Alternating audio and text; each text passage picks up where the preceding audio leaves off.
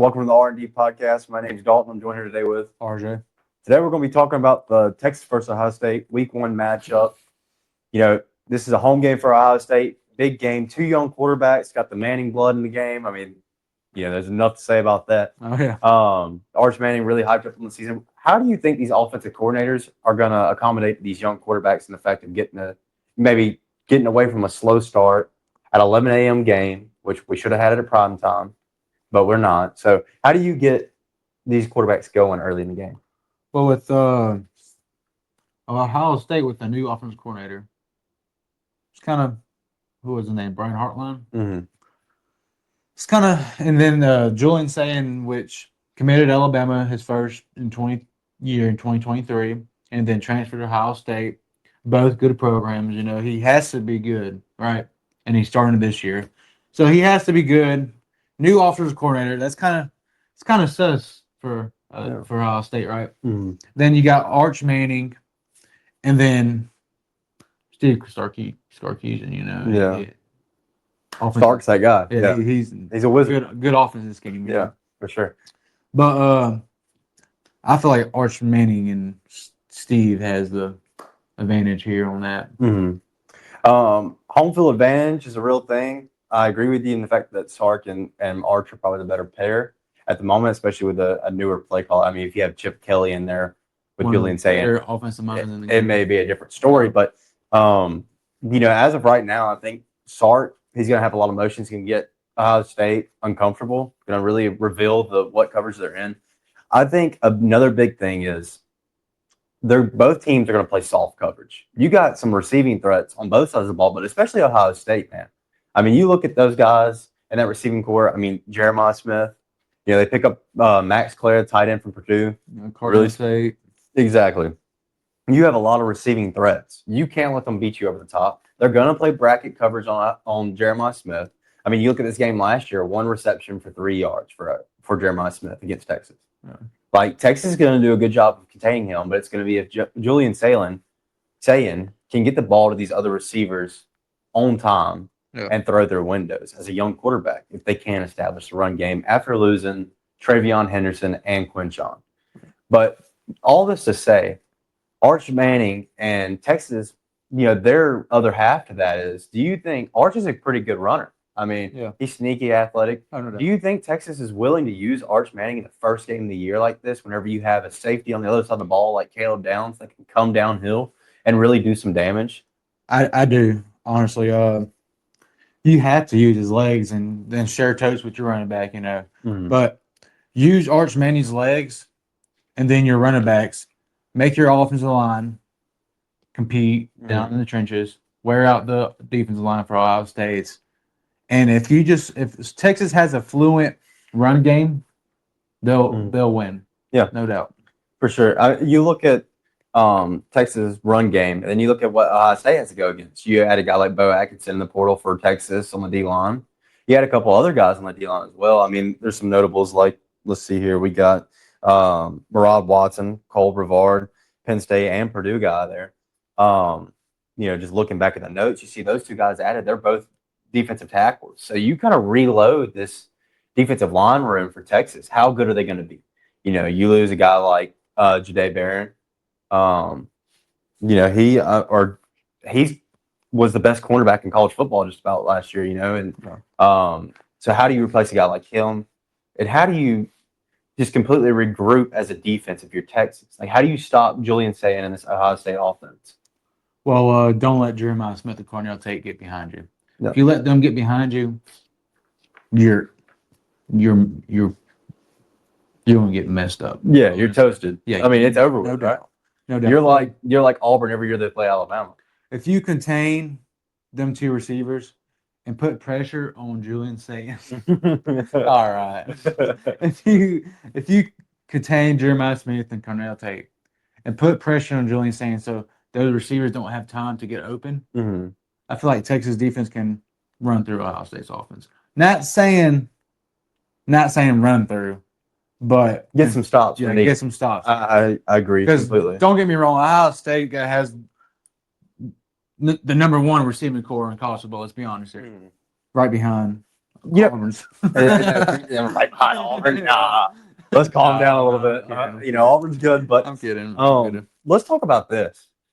This is something I've seen come up in the media a couple times. But who do you think the pressure lies on? Like Ohio State's the defending national champions, but this game almost feels like there's more pressure on Texas because they're the number one team preseason, right?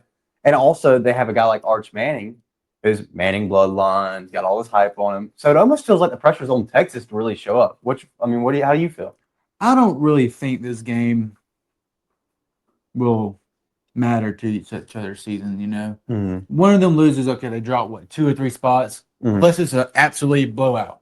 Mm-hmm. If it's a blowout, they might drop a lot, but other than that, they may drop 2 or 3 spots, Mm-hmm. But Ohio State, I believe they have their conference, and Texas may have the SEC conference too. Yeah. So this is just going to be a good competitive game between each other,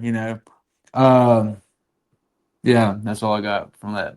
Yeah, I agree. I completely agree. I think there's time to rebound throughout the season. I mean, both teams play good enough teams to be able to recover from a loss early in the season like this.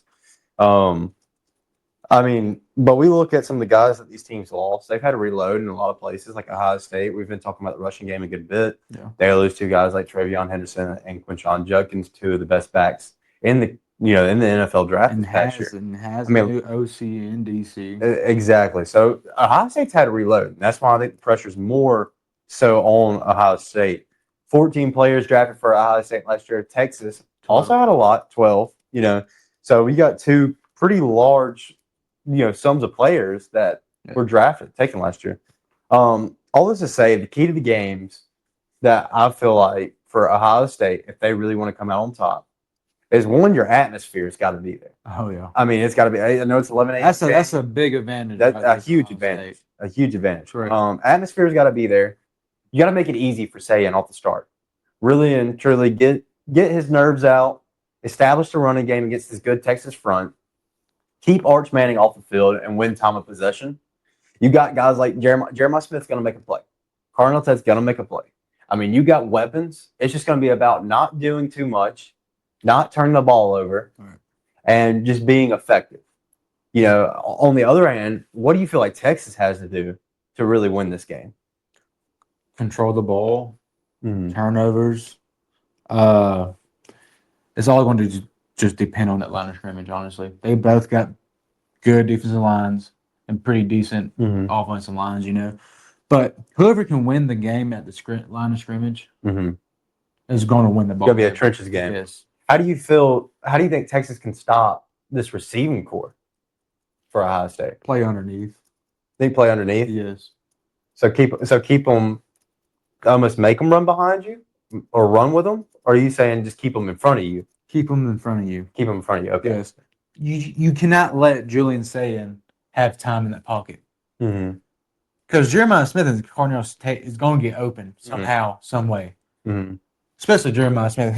He's the best player in college football. Yeah, he's the X factor. Teams know that. Texas knew that last year. They played bracket coverage on him. They double teamed him a lot. Yes. They took him out of the ball game, which opened up other receivers throughout the game. Yeah. You saw Will Howard have to throw a lot of tight window throws to be able to get it to some of these other receivers because Texas is a really good defensive team. Oh yeah. I mean, their defensive line is going to be very stout this year. Oh, no doubt. Very stout. No doubt. I feel like that's what's going to help Texas win this game here. Keys to the game for both teams, though, really and truly, is limit turnovers, control the possession, and get off to a hot start. If one of these teams can get off to a hot start and get the ball moving right off the start of the game and establish some type of presence, whether it be run game or throw a deep bomb, whatever it may be, establish some type of hot start and get in the other team's head right off the gate because you don't want to go into half and be Ohio State and be down 7-14 at your home field. You know what I'm saying? So you think it's going to be a first half ball game? No, I think it's going to be a slow start.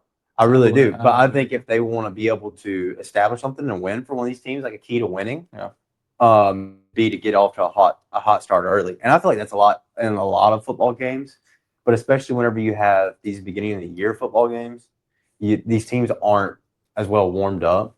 So it is more important to get off to a hot start, in my opinion. Yeah, I agree. moving on to like score predictions, I know that we've both been kind of back and forth. You got home field advantage for Ohio State, and you got Texas being Texas, Arch Manning, hype. So how are you feeling? What's your score prediction? What are you thinking? I'm gonna go with Texas 31-27. I'm not doubting Ohio State. This is just my prediction, and I feel like Texas will be the better overall team in the first game right here. Really, because with Ohio State having a new OC in DC, with a new starting quarterback, the only advantage that Ohio State has right now is at home, but I still have Texas 31-27 going into Ohio State. No, I mean, I think it's a good pick. I think I went back and forth between Texas has a good matchup on their defensive line. I really like Texas' defensive line this year, but also Ohio State, they have a good defensive line. Texas returns a couple people on the offensive line, kind of middle of the road type of guys that been there for a year or two. But I really think where the difference is going to be made at, really and truly, is going to be that defensive line for Texas being able to establish pressure on Julian Sam, making him uncomfortable. This is his first game. You got to think, looking back at the past, quarterbacks that make their first start ever against the number one ranked team is 0-18. So Julian Sam is going to have to be that first one out of the 18. But with all this to say, all this to hype up Texas and everything, I think Ohio State, the receiving core is going to be too much. Julian Sayin is going to show why he is one of the most highly touted quarterbacks to come out of high school. And they're going to be able to use that home field advantage to their advantage. Right. And I think Ohio State takes this game 31-24. I've been on the fence. I've done my looking into it. I was a big Texas guy for a while. I hate to go against the SEC, being a Bama fan, whatever. But I really like Ohio State in this game. It can go both ways in this game, honestly. No, for sure. I completely agree. It's going to be a dogfight in the trenches, I believe so. Looking at the betting side of things, Ohio State opens up at a 2-point favorite. Negative 125 money line. And then you have the 47.5 over on points. I kind of like the 47.5 over for the points for a while, but I really think my best bet is going to be the Ohio State spread at -2. I think it's going to be the best capability of winning you money. I like it. Like I said, you see my score prediction. I think Ohio State will clear it. I think this will be a field goal game at worst case scenario. I don't think you'll see many weird scores, No. So I would have to say my favorite bet would be the -2 for Ohio State. I agree with you there.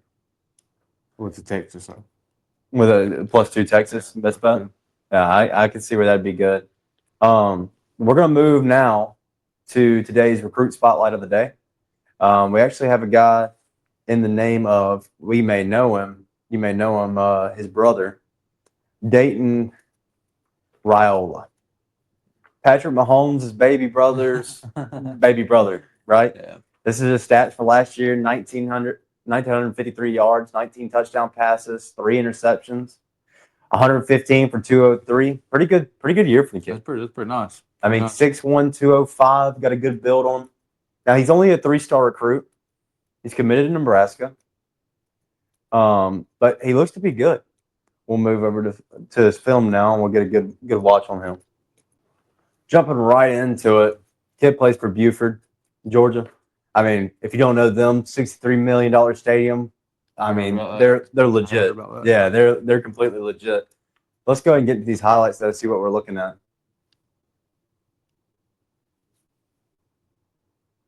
First play, deep bomb over the top. Kid's got an arm on him. Can't take that away from him.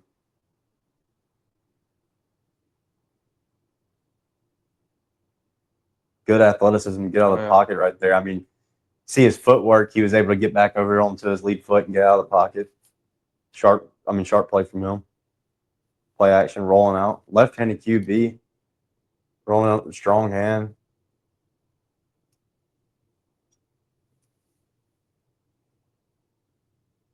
Uh-oh. Oh, my God. Did that one into the stars.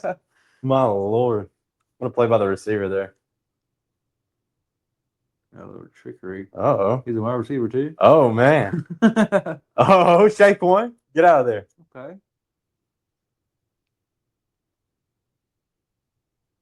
Step up in the pocket. Nice touch. Maybe could have put a little more on that ball, but honestly, good touch in general. You know, his release looks to be a lot like his brother's. Right. Yeah, I mean, obviously, that's like he gets the ball out quick. He's got good touch. I mean, he was able to air the ball out earlier. We saw that. Kid's footwork's great. See what else he's got in these highlights for us.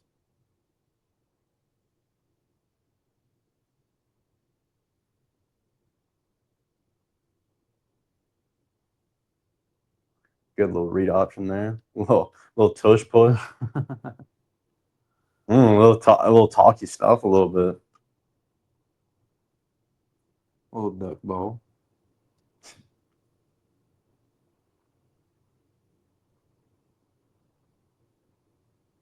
I mean, all in all, Nebraska may have themselves a pretty good developing piece. You got to think that was a good ball. Receivers got to make that catch.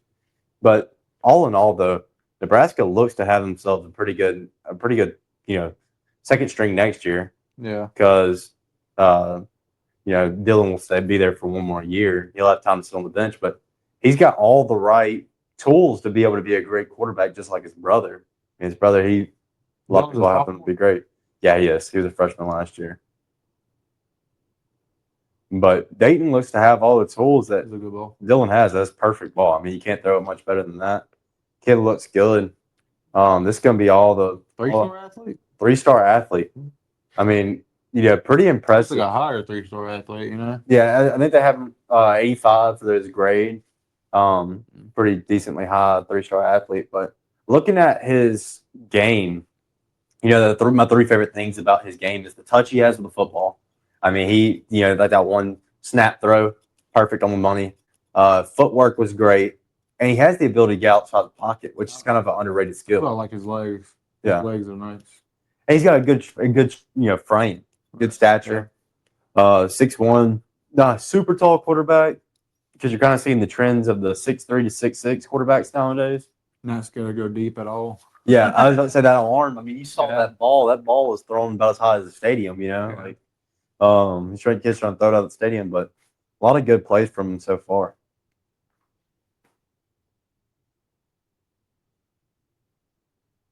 And that's a good pull there. Get to the outside. See, maybe not. He almost floated that ball a little bit, but maybe not the complete speed that you would really, really need to be able to. Yeah. But nonetheless, able to get out of the pocket if need be. Yeah. I don't know why the highlights came back to that one. I really do kind of like the left-handed quarterback too. Like, I like how he throws it. Yeah. Good release.